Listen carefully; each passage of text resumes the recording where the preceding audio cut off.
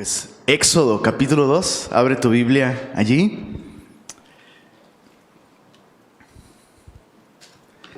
Éxodo capítulo 2.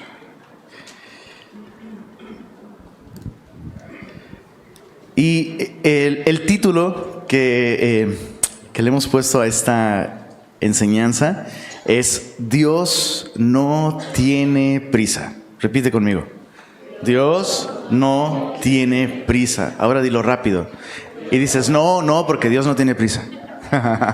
Dios no tiene prisa. ¿Cuántos han comprobado esta realidad en sus vidas?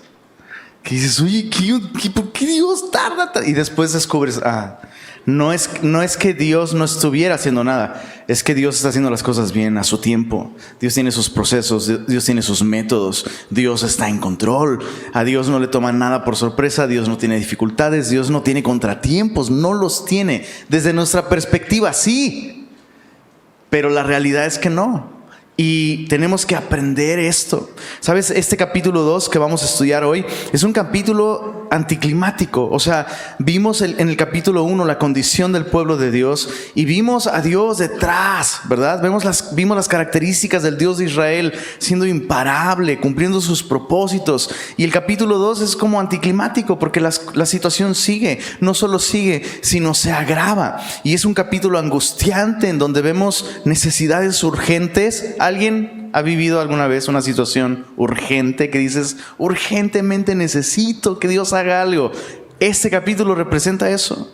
Vemos dolor constante y aparentemente todos en este capítulo, es muy interesante, todos están viendo, todos están oyendo, todos están haciendo algo, menos Dios, desde nuestro punto de vista.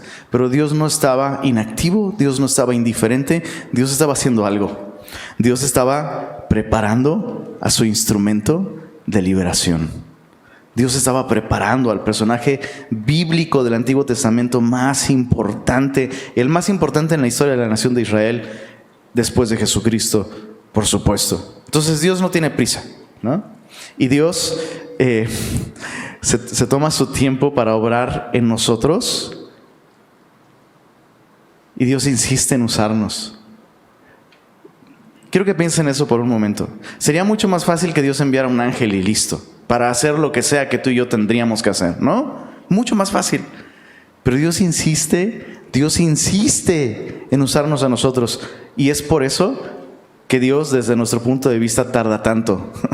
Porque nosotros hacemos complicado el proceso. Entonces, en este capítulo 2 vamos a ver al menos 3 cosas que Dios hizo con Moisés, preparándolo para llevar a cabo su propósito. 3 cosas que Dios hizo con Moisés en este capítulo. No estaba inactivo, estaba haciendo algo. Y estas 3 cosas son las mismas cosas que Dios quiere hacer con cada uno de nosotros para alcanzar a este mundo que está en una necesidad urgente y en un dolor constante también. Entonces vamos a orar y vamos a pedir al Señor que nos hable. Señor, gracias por tu palabra. Necesitamos tanto, Señor, que tú el día de hoy intervengas en nuestras vidas y que nos instruyas, que nos dirijas a través de tu palabra. Y queremos hacer esta oración que hizo el salmista. Señor, abre nuestros ojos para ver las maravillas de tu ley. Pedimos esto en Cristo Jesús. Amén. Entonces, 3 cosas que Dios hizo en este capítulo. Un comentario antes de entrar. Este capítulo cubre un total de 80 años. Entonces, vaya que Dios no tiene prisa. Nosotros lo leemos en 8 minutos o menos, pero son 80 años resumidos en un capítulo. Lo primero que Dios hizo, veámoslo en los versos 1 al 10. Vamos a leer porciones largas para no mutilar el ritmo de la historia porque es deliciosa. Versos 1 al 10, dice así: Un varón de la familia de Leví fue y tomó por mujer a una hija de Leví, la que concibió y dio a luz un hijo. Y viéndole, subraya esa palabra, que era hermoso, le tuvo escondido 3 meses. ¿Quién está escribiendo este libro? Perdón. Moisés. Bueno, le vamos a creer. Le vamos a creer porque está en la Biblia, ¿no?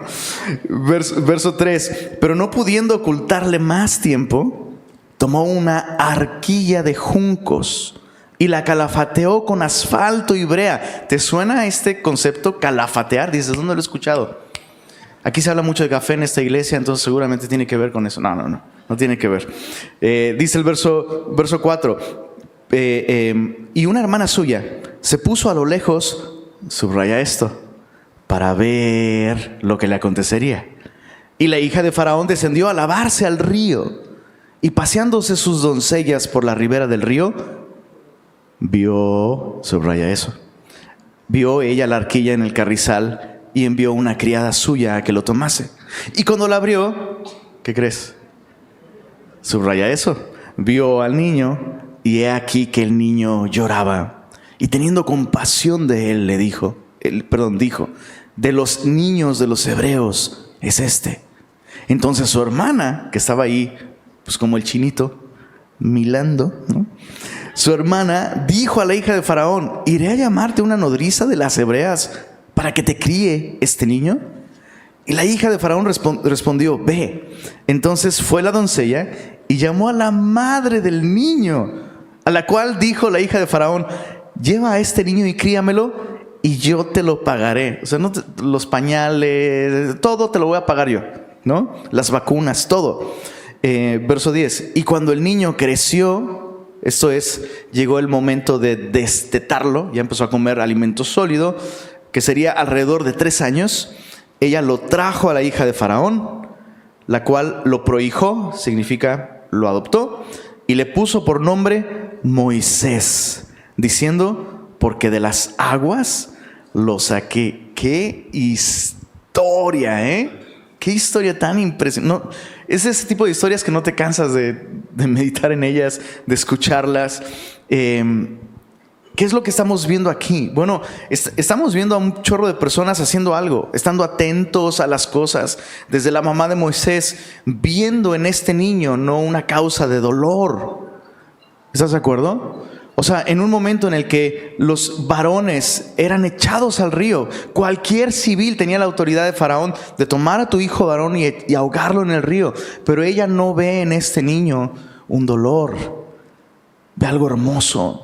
Ve algo valioso. Vemos a Miriam también, parándose para ver qué sucedería con su hermano. ¿Te has hecho esas preguntas? O sea, ¿qué significaba para esta mujercita, esta jovencita, ver a su único hermano varón? Bueno, no tenía a Aarón era mayor, pero ver a este hermano varón, verlo dejado allí sobre el río. ¿Por qué lo hizo? Valentía, quiero saber qué pasa con mi hermano. No puedo hacer más, pero puedo ver qué pasa con mi hermano. Y Dios usó eso. Porque entonces otra mujer baja al río, ve algo inusual, ve a este niño y de pronto tiene rostro. El dolor que su propio padre le está ocasionando al pueblo de Israel. No es un número, es una persona y siente compasión. Y detrás de todo esto pareciera, es la gente haciendo lo que puede. No, es Dios preservando a Moisés. Es Dios rescatando a Moisés. Y eso es lo primero que Dios quiere hacer con nosotros. Chicos, evidentemente este es un acto de Dios en el que preservó la vida de Moisés físicamente. Porque un salvador muerto, pues no puede salvar a nadie. Pero contiene un principio espiritual súper importante.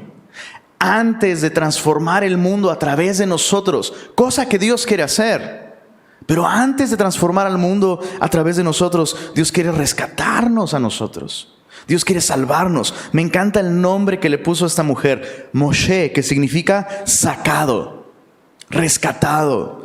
Y sin duda ese nombre le recordaría a Moisés cómo Dios providencialmente le rescató. La mano de Dios está detrás de cada detalle. No hay duda de que Moisés había sido rescatado con un propósito, con el propósito de rescatar. Y suena bastante obvio, pero voy a repetirlo. Qué bien le hace al mundo un grupo de personas que tienen la información acerca del Dios de Israel, pero no le conocen y no han sido rescatados por Él. Necesitamos entender esto. Cada vez es más común. Yo no sé por qué sea. No sé por qué sea, pero cada vez, y es algo que hasta cierto punto me preocupa, cada vez me topo con más personas que saben mucho de la Biblia, pero no están seguros de haber sido salvos.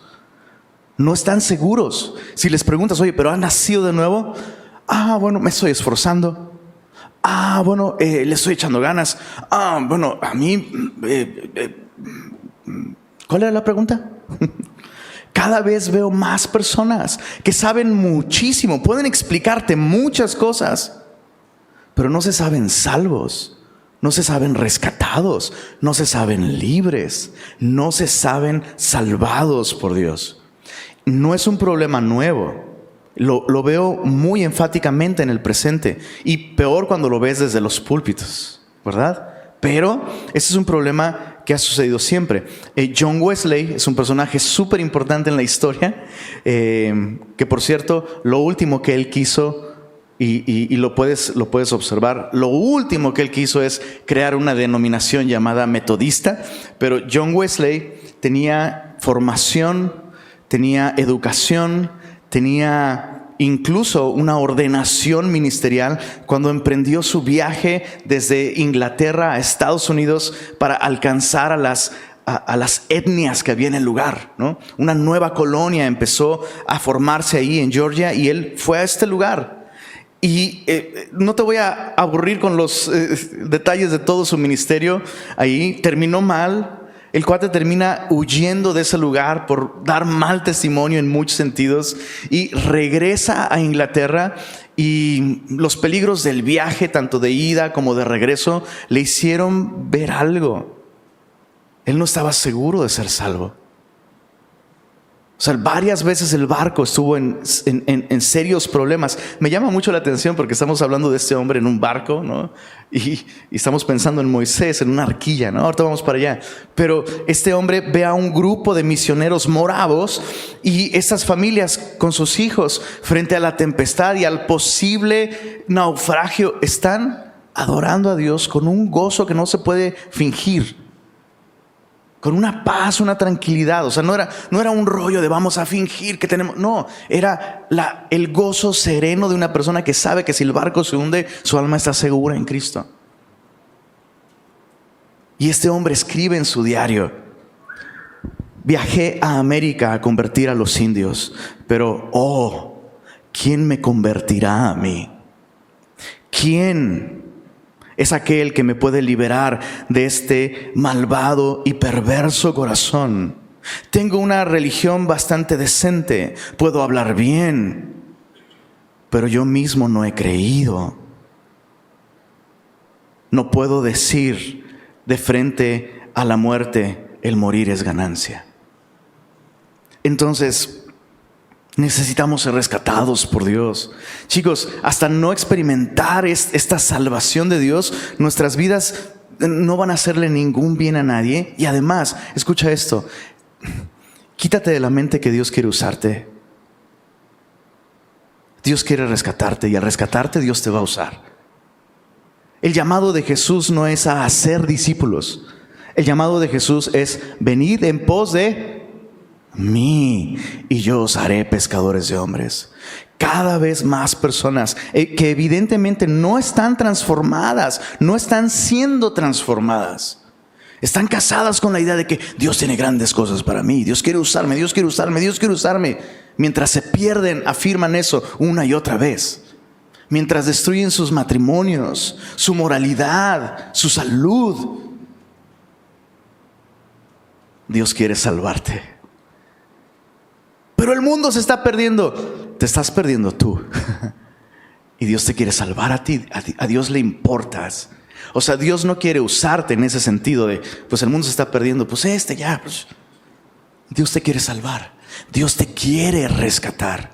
Ahora, me sorprende. ¿Viste lo que Dios usó en este capítulo para salvar a Moisés? Mujeres. para citar a Arjona. No, ni Dios, no, Señor, perdóname, me rasgo las vestiduras. Mujeres, Dios usó mujeres. ¿A quién usó Dios, perdón? Sí, y los hombres así. Dios usó mujeres. Jocabed, una mujer de fe. Bro, casarse en ese tiempo y tener hijos en ese tiempo requería de fe. Claro que sí. No solo tuvo fe para casarse, tuvo fe para preservar a su hijo. Miriam, una mujer de valor. O sea, sabiendo las posibilidades. O sea, podría estar viendo la muerte de mi hermano. Podría haber algún evento y puedo ver a mi hermano hundirse y ahogarse. Pero necesito saber qué pasa con él. Una mujer dispuesta a ver qué está sucediendo, dispuesta a ver cosas difíciles de ver. La hija de Faraón, compasión. Según Josefo, fue Termutis, la única hija que tenía Faraón en ese momento. No tenía hijos varones, no tenía más hijos. Ella era la hija única. Pero enfoquémonos en la mujer más importante de estas tres. ¿Cuál será? ¿Cuál es la mujer más importante de estas tres? La mamá. ¿Viste demasiado la serie de dinosaurios? Sí, no la mamá, sí, la mamá. La mamá es la mujer más importante de este capítulo. Enfoquémonos en ella. Al colocar a su hijo en el río, ¿qué está demostrando ella? Fe.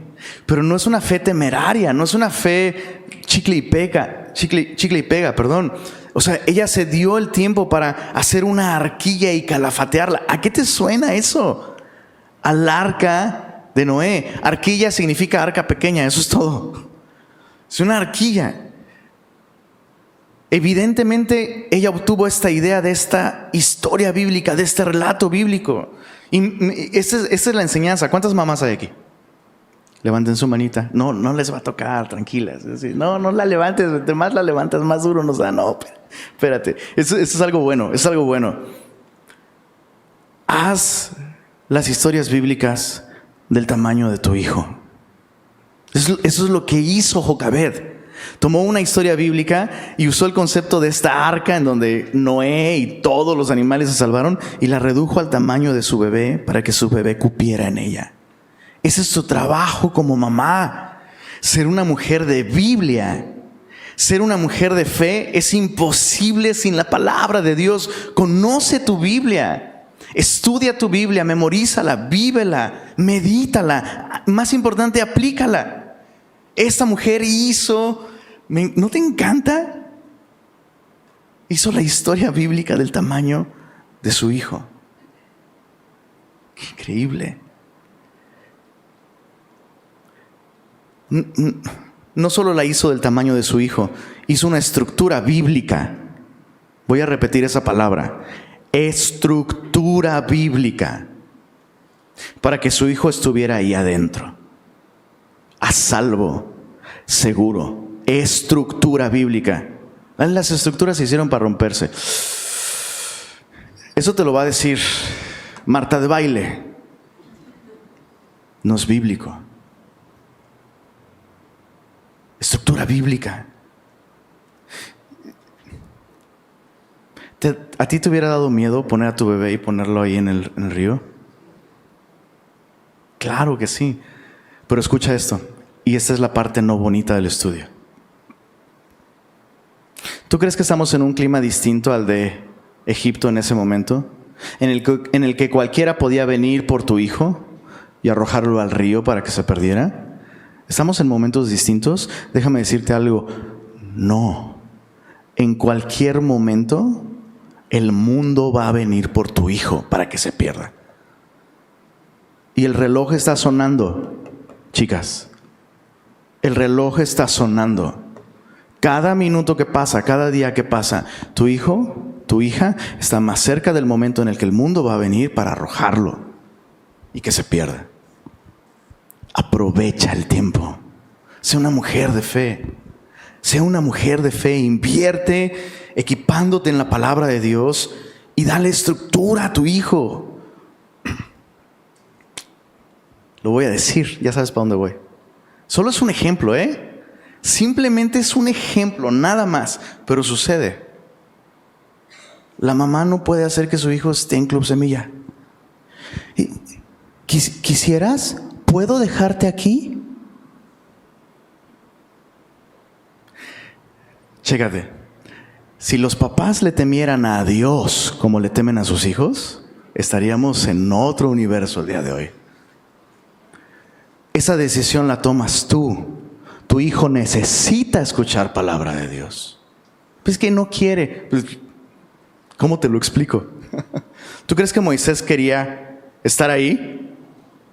¿Qué hubiera pasado si Jocabed, su mamá, hubiera buscado, pues creo que necesito buscar un consejo y ir a terapia y no, vas a traumar a tu niño. Es un evento traumático. ¿Cómo vas a traumarlo?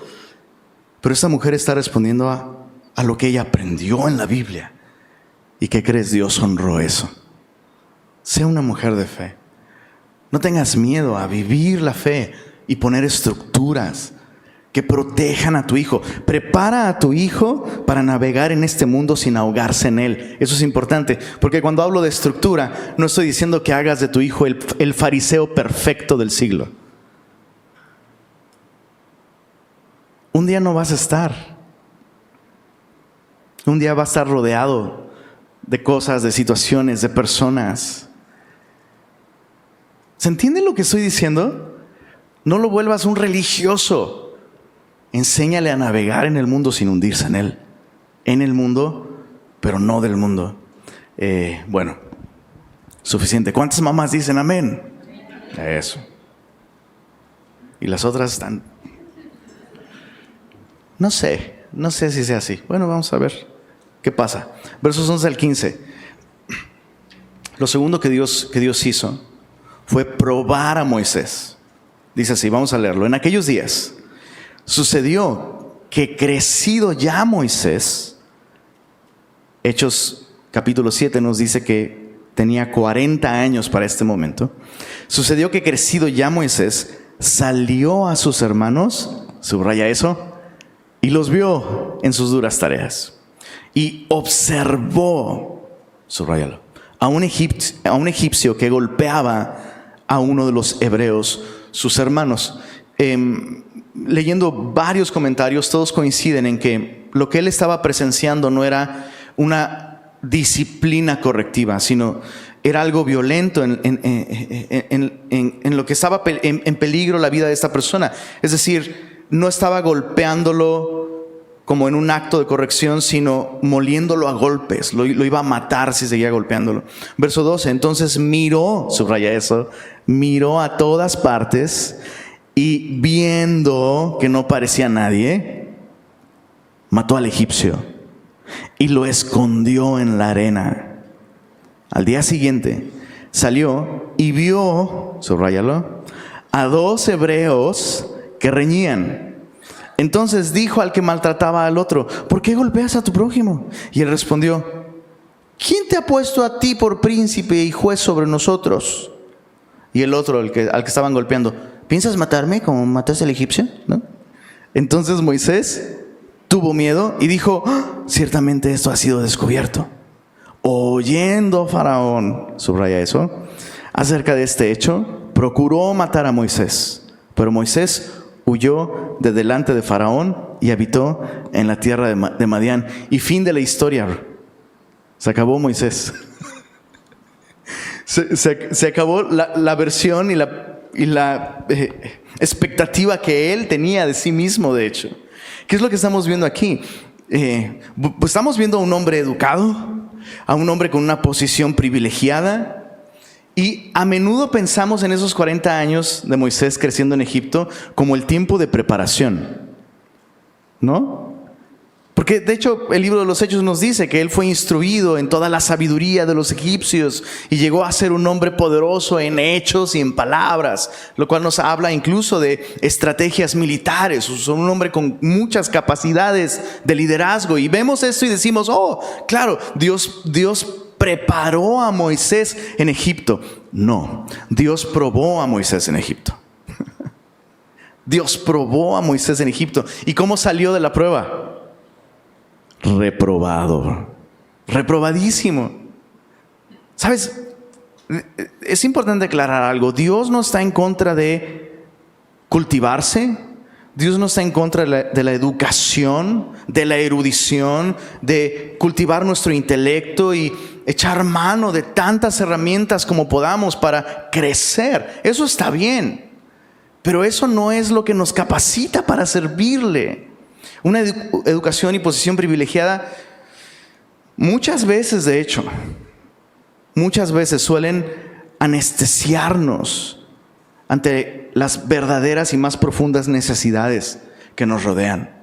O sea, él fue tan exitoso y estaba tan cómodo que sorprende mucho que Moisés de hecho estuviera dispuesto a salir y ver a sus hermanos. Ese es un punto para él. Y yo sé que me estoy dirigiendo a un grupo de personas, Pablo decía a los corintios, no sois muchos de vosotros los sabios, no muchos de vosotros son los poderosos, pero pues aquí estoy en Regiolandia, aquí puro poderoso, bro. Pura gente exitosa. Sé que le estoy hablando a personas preparadas y que tienen éxito. Gloria a Dios por eso. Eso no está mal. Pero ¿qué está sacando eso de ti? O sea, la pregunta es si has hecho de tu éxito, el cual es una bendición, algo provisto por Dios, si estás haciendo de tu éxito algo en lo que te escondes para no salir y ver lo que está pasando, ver la necesidad a nuestro alrededor. Le doy gracias a Dios que incluso en este momento estamos en un entorno cómodo. Climita, ¿verdad? Sillita. Pero allá afuera hay gente muriendo. Gente está muriendo allá afuera. ¿Qué estamos haciendo con todo ese éxito? ¿Qué estamos haciendo con toda esa capacidad, con todo ese conocimiento? ¿Te estás aislando de eso? ¿Estás cerrando tus ojos? Porque si te das cuenta, sí, parece que Dios no está viendo. Dios está viendo a través de los ojos de una madre, a través de los ojos de una hermana. Dios está viendo a través de perdónenme por el atrevimiento, este joven de 40 años, preparado, con toda la vida por delante. Estuvo dispuesto a ver. Qué importante es no acostumbrarnos a nuestra comodidad. Solo quiero dejar eso en la mesa. ¿Qué estás haciendo con el éxito que Dios te ha dado? Porque Dios le dio este éxito a Moisés, sin duda. Dios le dio esa comodidad, Dios le dio esos recursos. ¿Qué estás haciendo? ¿Qué estamos haciendo? ¿Qué estamos haciendo con eso? Digo, me excluí al principio porque yo no estoy cómodo en Monterrey, la neta. Pero hace un chorro de calor, ¿no? Y la contaminación y todo. ¿Pero qué estamos haciendo? Bueno, ¿cuál fue la prueba aquí? Creo que Dios usó la comodidad que le dio a Moisés para probar si tenía un corazón suficientemente compasivo. Lo tenía. Salió de su comodidad y enfrentó esa realidad y la vio. Pero su prueba no fue una prueba de habilidades y aptitudes. Bueno, vamos a probar las habilidades y aptitudes de Moisés. Tenía habilidades y tenía aptitudes, pero en este momento no tenía el carácter. En este momento Moisés tenía el potencial, con toda su educación, tenía el potencial de convertirse en un asesino, y lo hizo. Repito, Dios no tiene nada contra la educación, pero la educación solo hace del pecador un pecador educado, no un instrumento que Dios puede usar para glorificarse y rescatar al mundo. Ahora, ¿te diste cuenta del momento? Miró a todas partes, dice, y vio que no... ¿Cómo? Ya me perdí. Sí, verso 12. Miró a todas partes y viendo que no parecía nadie, mató al egipcio.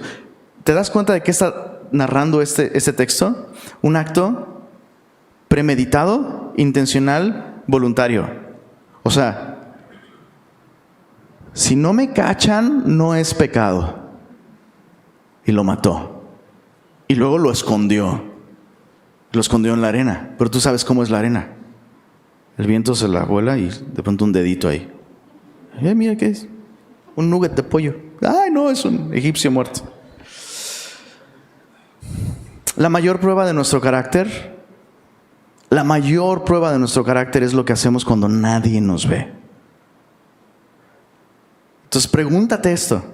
Sí, a lo mejor cursaste, no sé, estás preparado, tienes aptitudes, todo eso, padrísimo.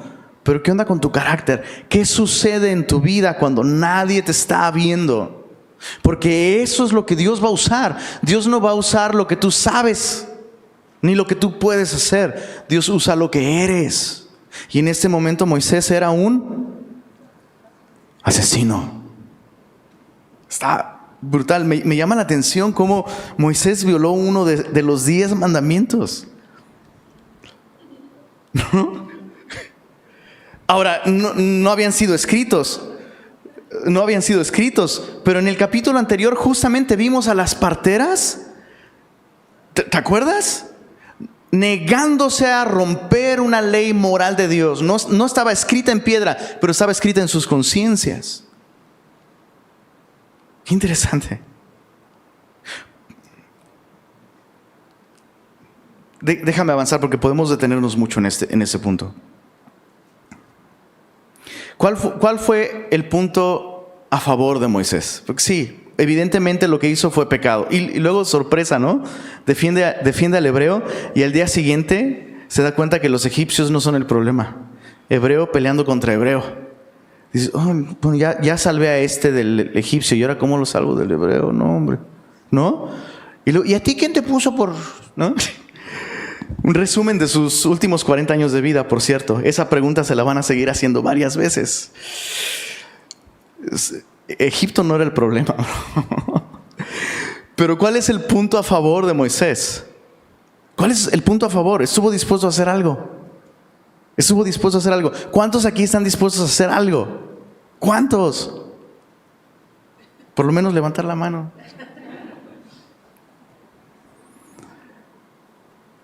Ese es el punto. Moisés actuó en base a la necesidad, no en base al llamado. Muy importante. Y ustedes ya saben, yo estoy en contra de los perversículos. Sí saben cuáles son los perversículos, ¿no? Esas frases que decimos como si fueran Biblia. No lo son, ¿no? Si ves una necesidad, súplela. ¿Y sabes dónde está? El libro de los Soberbios, capítulo 1, verso 1, ¿no? Si ves una necesidad, súplela. Hay que tener cuidado porque hay personas a las que le aplica esa expresión. Tienes una responsabilidad y ves una necesidad, tú eres el responsable, suple, listo. Pero eso aplicó aquí con Moisés. O sea, si ves una necesidad, Moisés, súplela. No. Moisés está actuando aquí en base a la necesidad y no en base a la obediencia. Dios no lo llamó a matar egipcios. No era el tiempo, no había sido enviado y no era la forma, no había sido instruido por Dios. Entonces Moisés se preguntó, ¿qué puedo hacer? Cuando debió preguntarse, ¿qué debo hacer? ¿Qué es lo que Dios quiere que yo haga? Eso es lo más importante, muy importante. Entonces, ¿qué estamos haciendo? Vemos necesidad alrededor de nosotros, vemos situaciones, vemos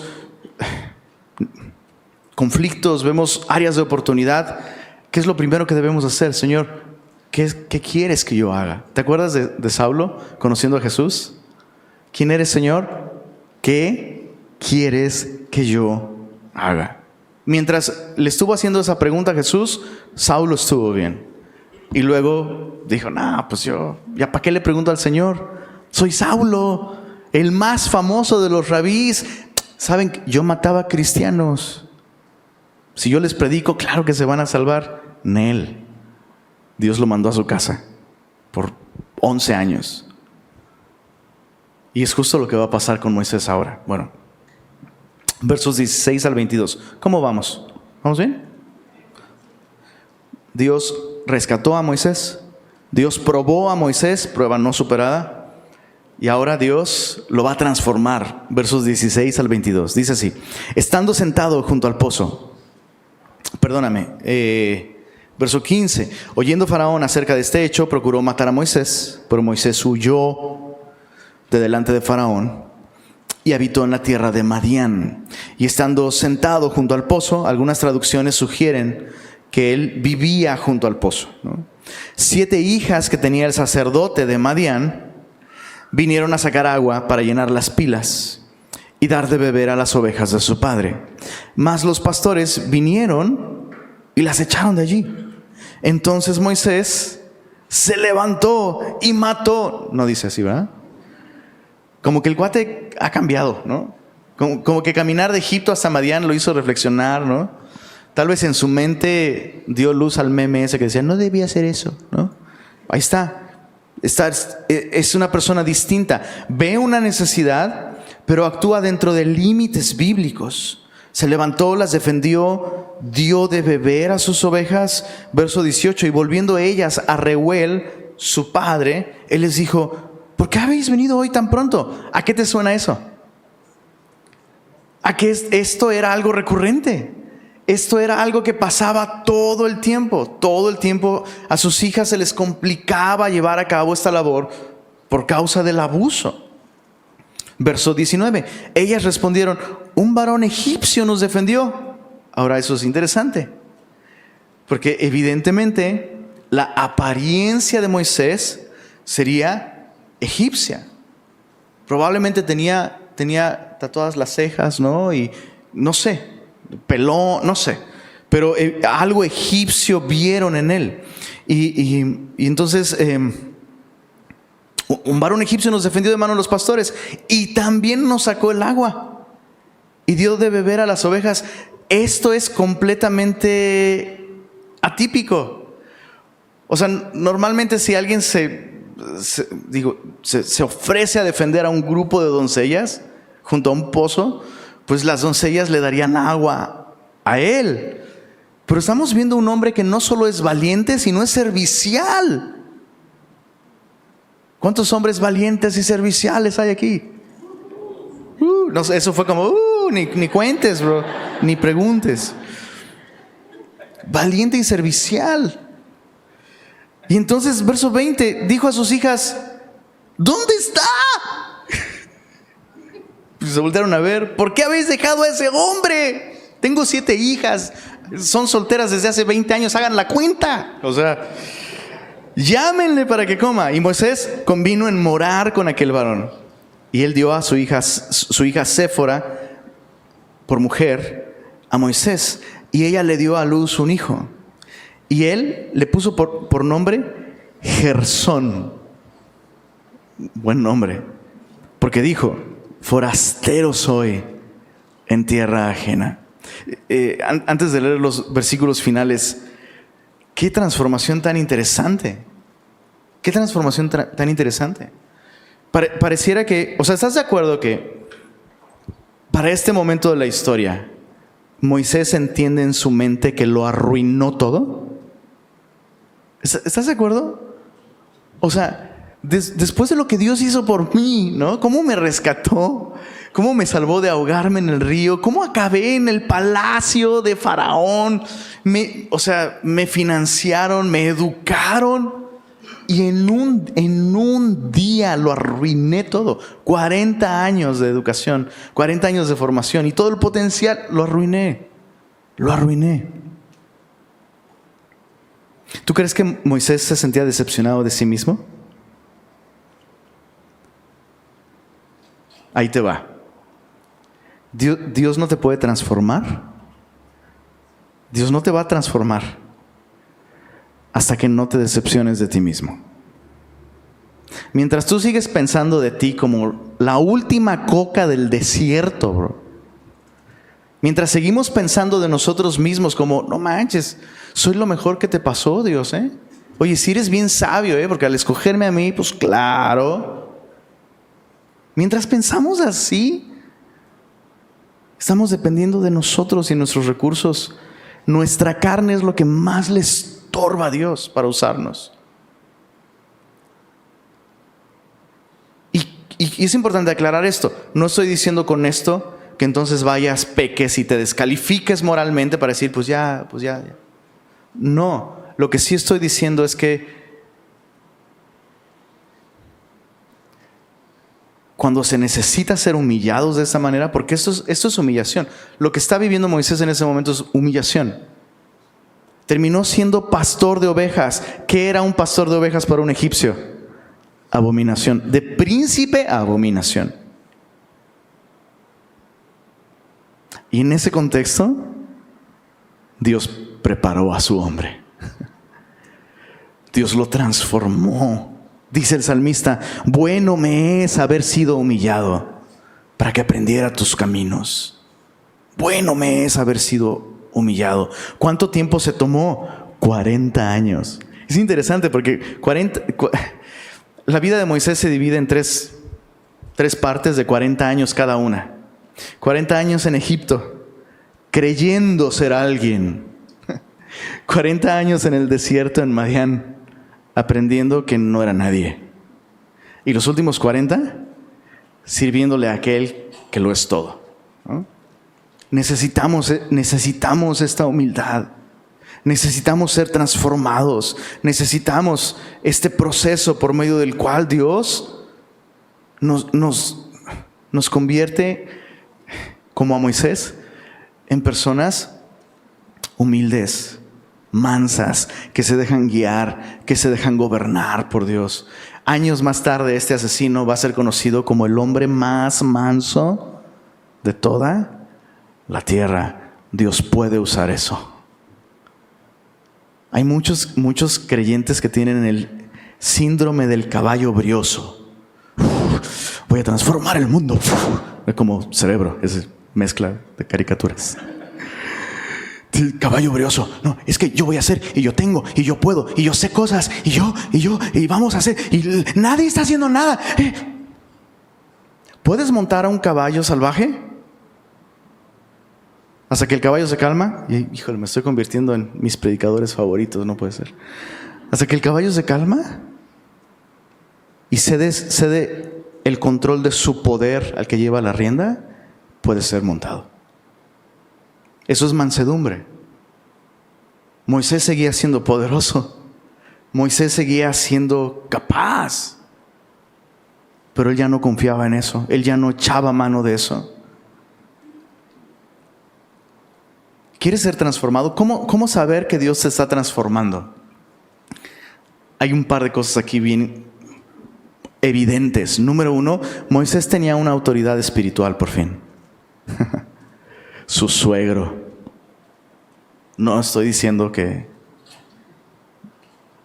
cualquier suegro aquí ya, entonces, a ver, tú eres, ven, me vas a dar cuentas. No, solo estoy diciendo que este hombre, Reuel, que significa amigo de Dios, interesante, era sacerdote en Madián.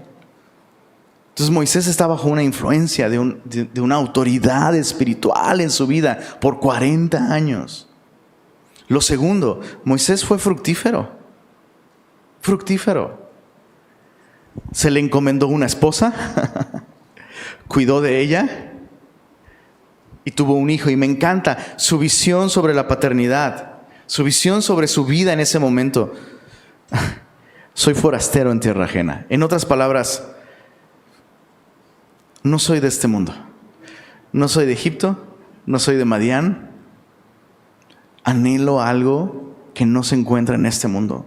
Cualquier lugar de este mundo es tierra ajena para mí. Tú y yo vamos a ser mucho más efectivos en manos de Dios si vivimos con esta mentalidad de extranjeros.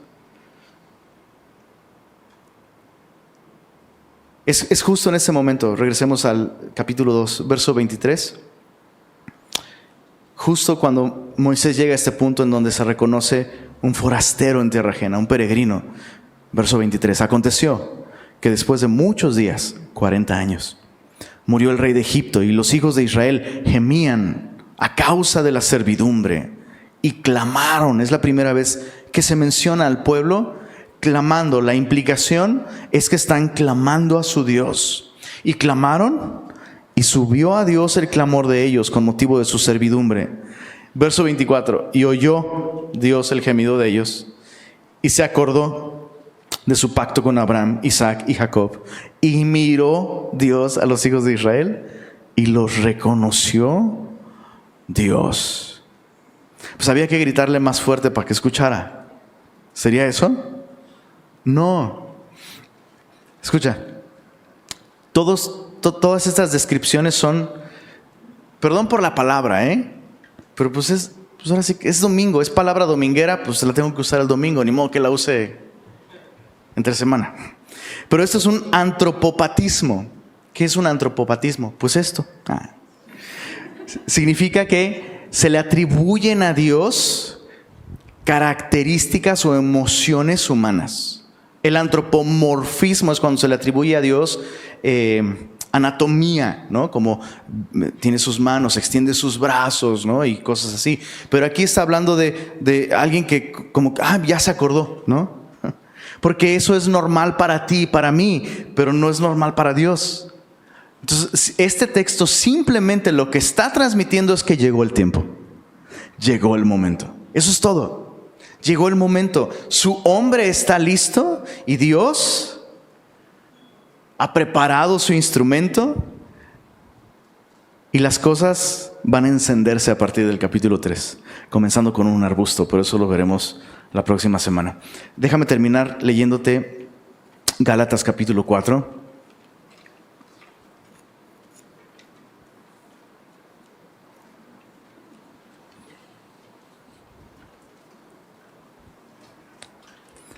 Gálatas capítulo 4.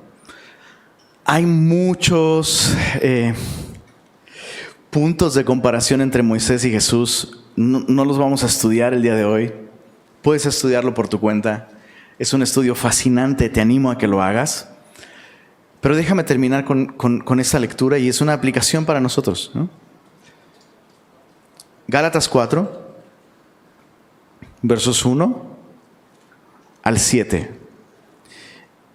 Y te voy a pedir algo que normalmente no hacemos. Te invito a que te pongas de pie y vamos a leer esta sección.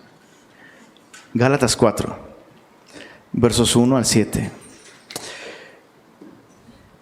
Pero también digo, entre tanto que el heredero es niño, en nada difiere del esclavo, aunque es señor de todo. Justo esa era la condición de Moisés durante su tiempo en el palacio. Dice verso 2, sino que está bajo tutores y curadores hasta el tiempo señalado por el Padre. Así también nosotros, cuando éramos niños, está hablando del pueblo de Israel. Nosotros como nación, los judíos, cuando éramos niños, en un estado de infancia espiritual, estábamos en esclavitud. Interesante. Bajo los rudimentos del mundo. Pero cuando vino el cumplimiento del tiempo, Dios envió a su Hijo, nacido de mujer y nacido bajo la ley, para que redimiese a los que estaban bajo la ley, a fin de que recibiésemos la adopción de hijos. En otras palabras, Moisés es un tipo de Jesús. Moisés es un tipo de Jesucristo. Moisés los rescató de la esclavitud en Egipto, pero Jesús los rescató de la esclavitud de la ley. Y dice en el verso 6, y por cuanto sois hijos, ya que en Jesús todos, judíos y no judíos, somos salvos, por cuanto sois hijos, Dios envió a vuestros corazones el Espíritu de su Hijo, el cual clama, Abba Padre. Así que ya no eres esclavo, sino hijo. Y si hijo, también heredero de Dios por medio de Cristo. ¿Qué significa esto? Cuando dice ya no eres esclavo sino hijo, le está diciendo a los creyentes, por todo lo que Cristo hizo, tienes todo lo que se necesita para entonces salir y proclamar libertad a aquellos que no la tienen. Dios no tiene prisa. Pero hay un mundo muriéndose alrededor de nosotros. ¿Estamos permitiendo que Dios nos transforme? ¿Qué está sucediendo con esas circunstancias que Dios está usando para probarnos? ¿Qué está surgiendo de nuestro corazón? Es importante el día de hoy responder. Y más importante, a lo mejor, híjole,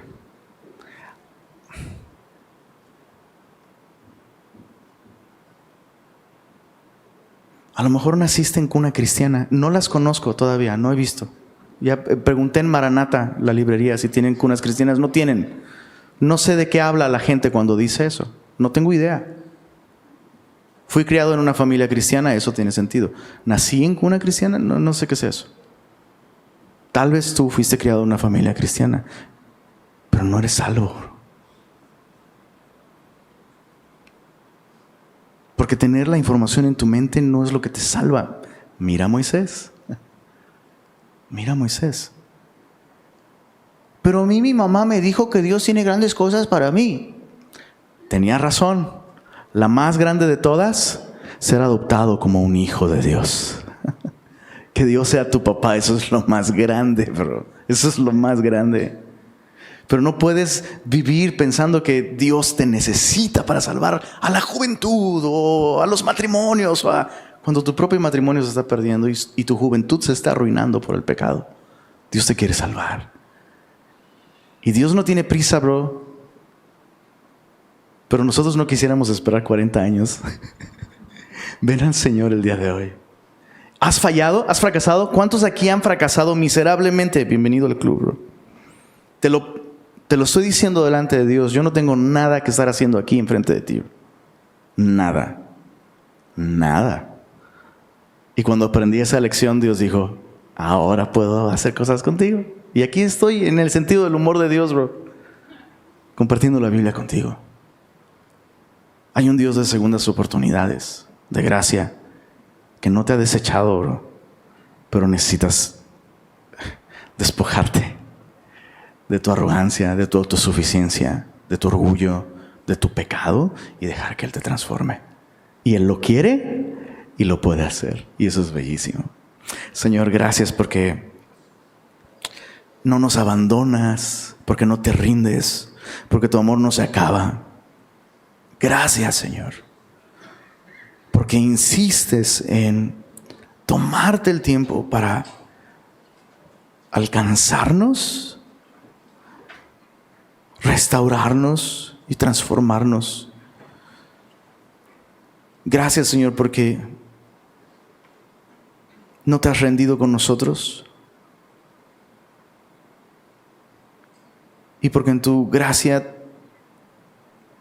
has planeado cosas en las que nos has incluido a cada uno de nosotros. ¿Cómo puede ser, Señor? ¿Cómo puede ser?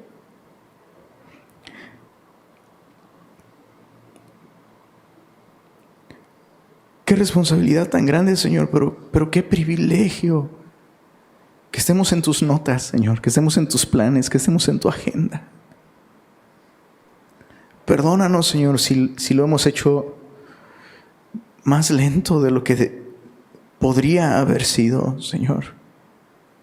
Sabemos que a ti no te sorprende nada, Señor. No te sorprende cuando fallamos la prueba. No te sorprende nuestro pecado, Señor. Y tú ya ves el producto final, pero hoy queremos responder a ti, Señor.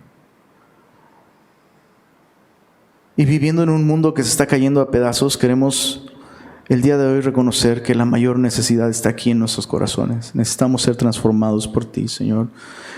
Hacemos mucho daño cuando pensamos que podemos obrar sin ti, Señor. Cuando dependemos de nuestra sabiduría. No queremos perder más tiempo, Señor. Díselo al Señor. Señor, no quiero perder más tiempo, quiero responder a ti. Quiero dejarme transformar por ti. Señor, equípanos. Haz de nosotros las personas que tú quieres y que tú puedes usar. Lo pedimos en el nombre de Jesús. Amén.